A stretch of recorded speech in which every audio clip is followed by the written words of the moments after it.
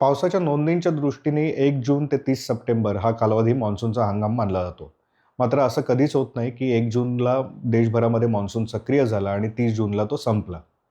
दरवर्षी मान्सूनचं आगमन वेगवेगळ्या तारखांना होतं, त्याचप्रमाणे त्याचा परतीचा प्रवासही वेगवेगळ्या कालावधीमध्ये होत असतो.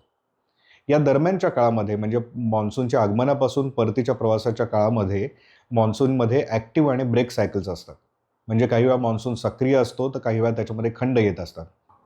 विषुववृत्त ओलांडून भारताकडे येणारे हे नैऋत्य मोसमी वारे आणि जूनमध्ये त्या वाऱ्यांना फारसा वेग नसल्याचं आपल्याला दिसून येते. सरफेस लेवलला म्हणजे साधारणतः समुद्र सपाटीच्या लेवलला हे वारे कसे वाहत होते 20 जूनला हे याचं चित्र आपल्या समोर आहे आणि त्यावेळेस महाराष्ट्राच्या किनारपट्टीवर साधारणतः 10 ते 15 किलोमीटर इतकाच त्यांचा वेग होता.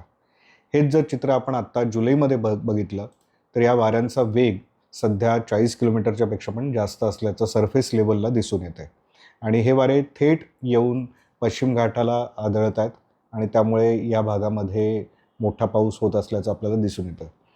यावर्षी मान्सूनचं आगमन उशिराने झालं, त्याची प्रगती संथपणे झाली आणि याला कारण देण्यात आलं की मान्सूनचा प्रवाह हा फारसा सक्रिय नाही, त्याला जोर नाही आहे.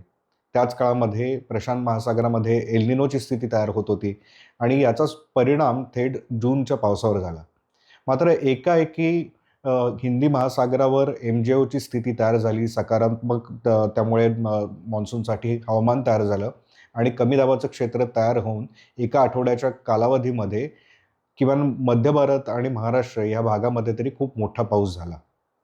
आता याच्या पुढे पुन्हा ही स्थिती बदलणार आहे आणि मान्सून काही दिवसांसाठी ब्रेक फेजमध्ये पण जातोय की काय अशी स्थिती निर्माण होणार आहे.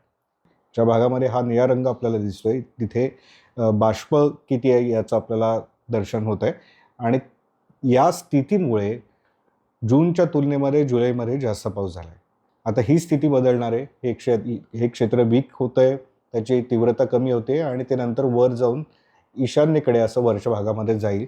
जसं या क्षेत्राची तीव्रता कमी होईल ही सगळी सिस्टीम आत्ता जी आपल्याला सक्रिय दिसते ती निष्क्रिय होईल आणि मग नंतर पुन्हा या वायव्येकडून येणाऱ्या कोरड्या वाऱ्यांचा प्रभाव काही दिवस देशावर राहील आणि त्यामुळे पुढचे 10-1 दिवस तरी राज्यामध्ये पावसात घट होईल असं आपल्याला दिसून येत आहे.